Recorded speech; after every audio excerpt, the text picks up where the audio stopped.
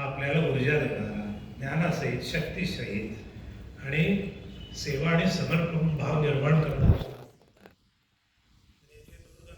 म्हटलं तर जन्मजन्मांतरीचे असतात.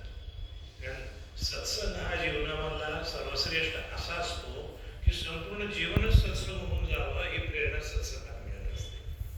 सत्संगात्वे निसंगत्वम, निसंगत्वे निर्मोहत्वम, निर्मोहत्वे निश्चलत्वम, निश्चलत्वे जीवनमुक्ती.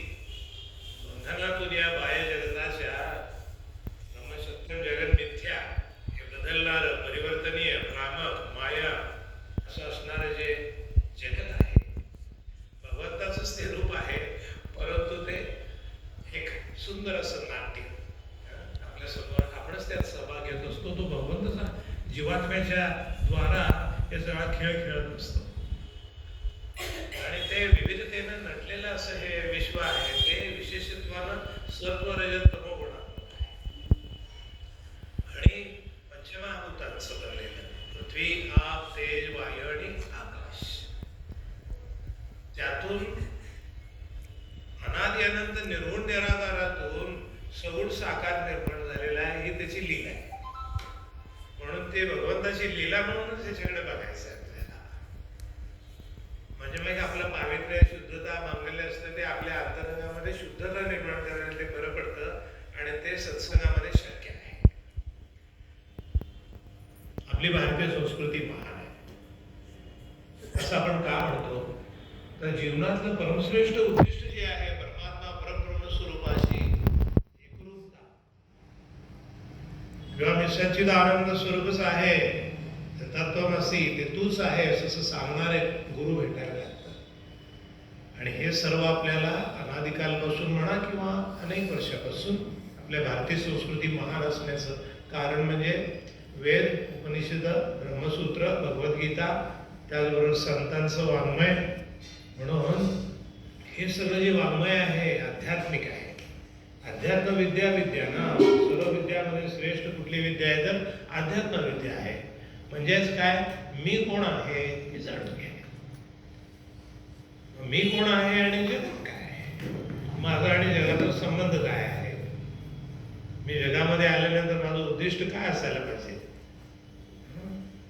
हे समजून घेणं हे जसं आपल्याला ग्रंथाद्वारा शक्य आहे तसं गुरुद्वारा ते समजून घेणं आवश्यक आहे.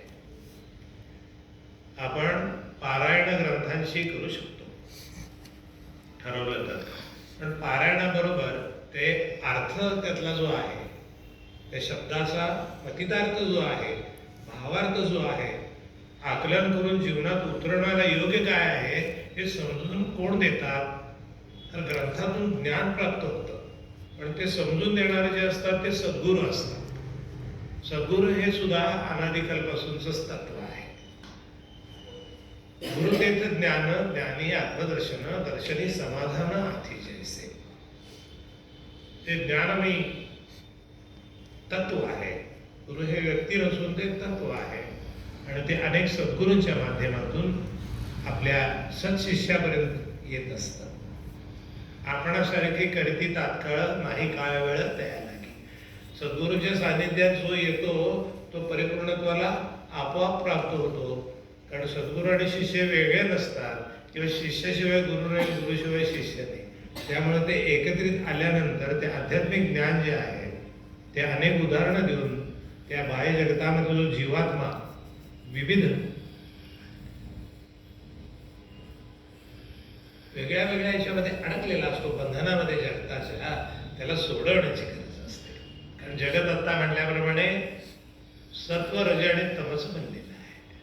त्याचबरोबर तामसिकमध्ये त्याची अधोगती होत असते, राजसमध्ये चांचल्य असतं आणि सात्विकतेमध्ये शांतता, प्रसन्नता, पावित्र्य, शुद्धता, मांगल्य आणि आत्मज्ञान ग्रहण करायला योग्य परिस्थिती निर्माण होत असते.